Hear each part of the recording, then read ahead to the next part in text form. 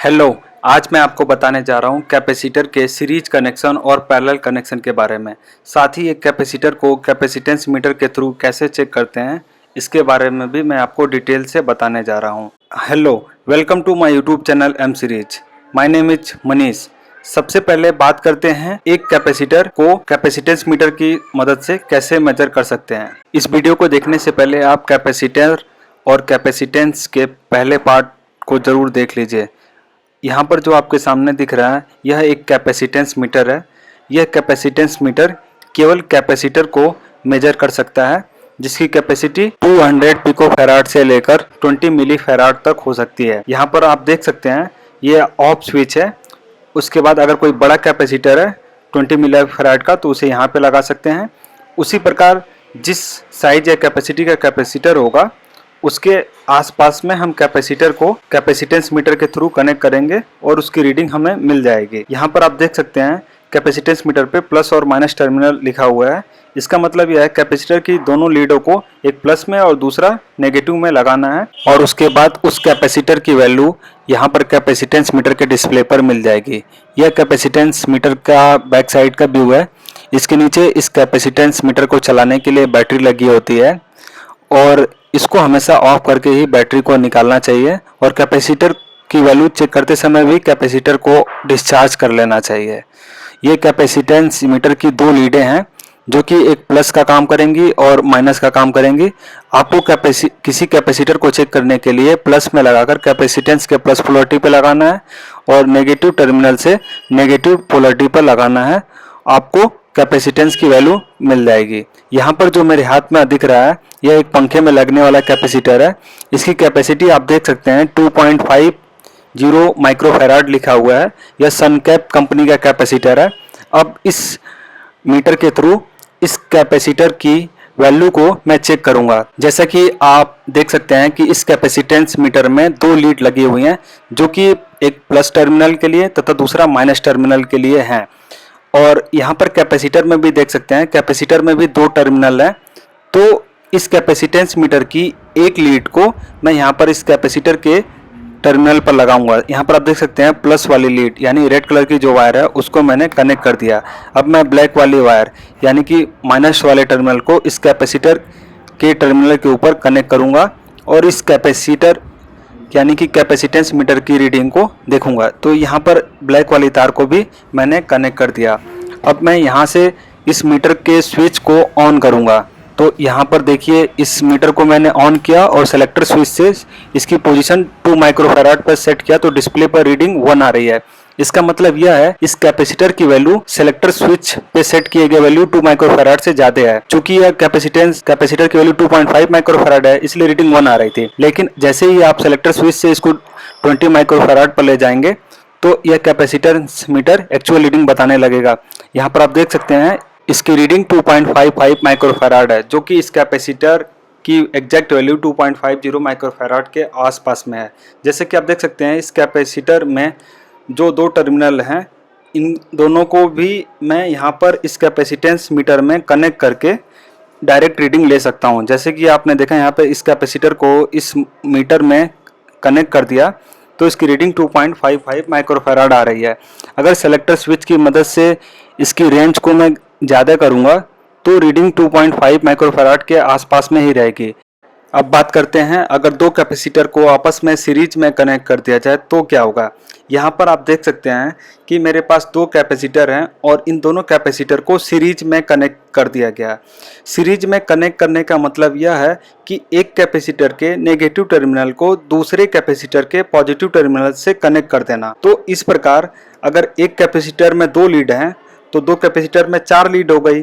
तो अगर आप एक कैपेसिटर के दो लीड को आपस में एक साथ कनेक्ट कर देंगे तो आपके पास में दो लीडें बचेंगी। जैसे कि आप यहाँ पर इस फिगर में देख सकते हैं कि यहाँ पर एक कैपेसिटर की लीड को मैंने दूसरे कैपेसिटर की लीड के साथ में कनेक्ट कर दिया और लास्ट में मेरे पास में दो लीड बची। अब क्वेश्चन यह है कि अगर इस प्रकार दो कैपेसिटर को सीरीज में कनेक्ट कर दिया जाए तो उनकी नेट रिजल्टेंट वैल्यू क्या होगी।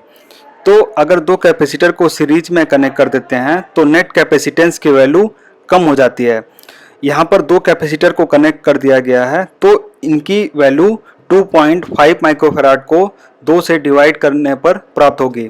तो जब आप 2.5 को 2 से भाग देंगे तो आपके पास में 1.25 बचेगा, यानी कि इस रिजल्टेंट कैपेसिटर की वैल्यू 2.5 माइक्रोफैराड से घटकर 1.25 माइक्रोफैराड रह जाएगी।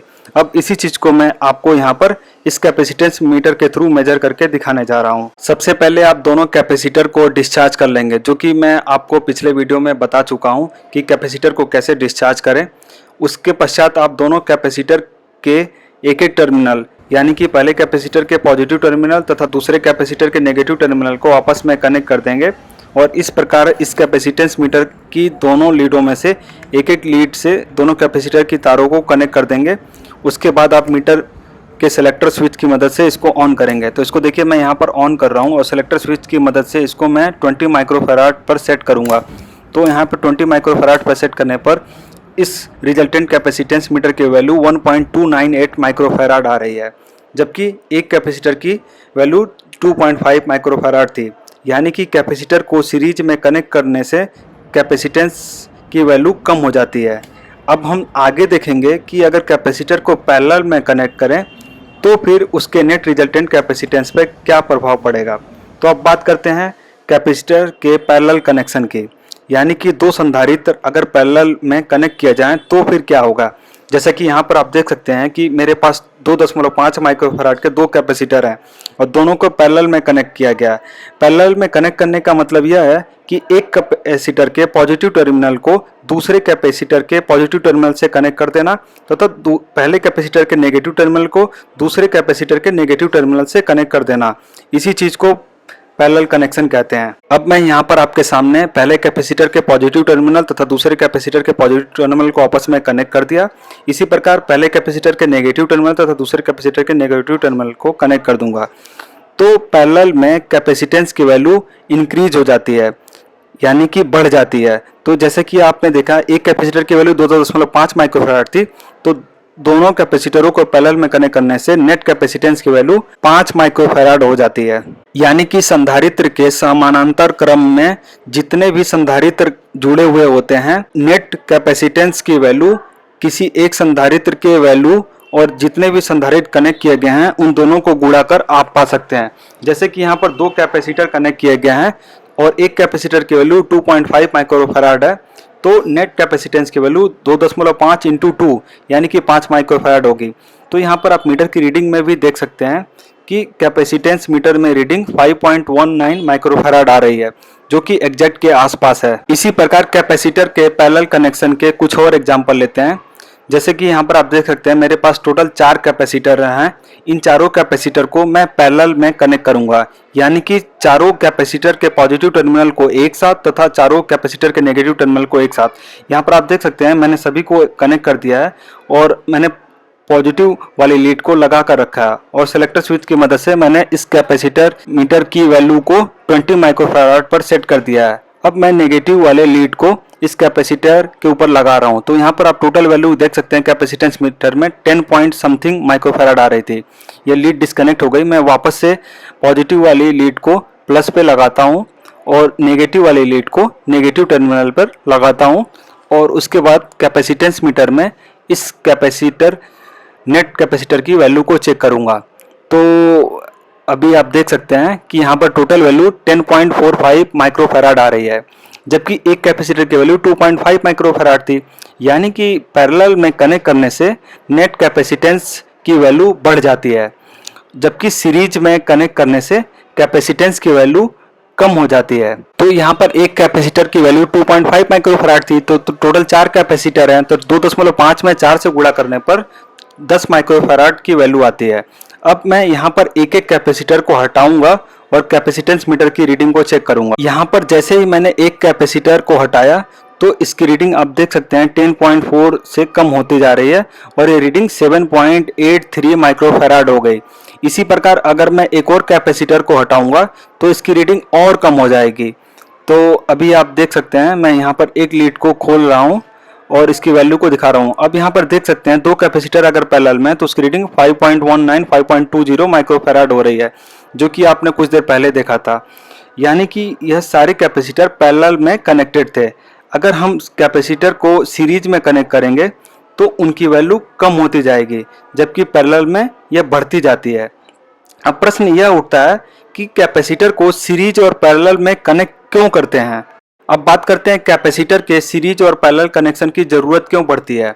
ऐसा इसलिए होता है क्योंकि कई बार हमें जिस कैपेसिटी का कैपेसिटर चाहिए होता है वो मार्केट में नहीं मिलता है, तो उसे हमें बनाना पड़ सकता है। तो उसके लिए हम किसी कैपेसिटर के साथ मिक्स कर सीरीज या पैरेलल कॉम्बिनेशन से डिजायर्ड कैपेसिटर की वैल्यू को पा सकते हैं।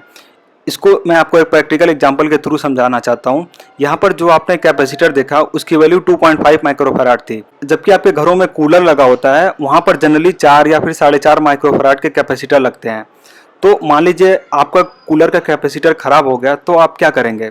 उस केस में आप पंखे के 2 कैपेसिटर को लेकर उन दोनों को पैरेलल में कनेक्ट कर आप कूलर में लगाकर अपने कूलर को चला सकते हैं। इसी प्रकार कैपेसिटर के सीरीज और पैरेलल कनेक्शन की कई जगह कई सारी एप्लीकेशन पड़ती रहती है। आई होप ये वीडियो देखकर आपको कैपेसिटर के सीरीज और पैरेलल कनेक्शन के बारे में और एक कैपेसिटर को कैपेसिटेंस मीटर की मदद से कैसे चेक करते हैं ये जरूर समझ में आएगा। अगर ये वीडियो आपको अच्छा लगा तो इसे लाइक करिए, नहीं तो डिसलाइक करिए और कमेंट कर सजेशन दीजिए, और चैनल पर जुड़े रहने के लिए एम सीरीज को सब्सक्राइब करिए। Thanks for watching M series videos.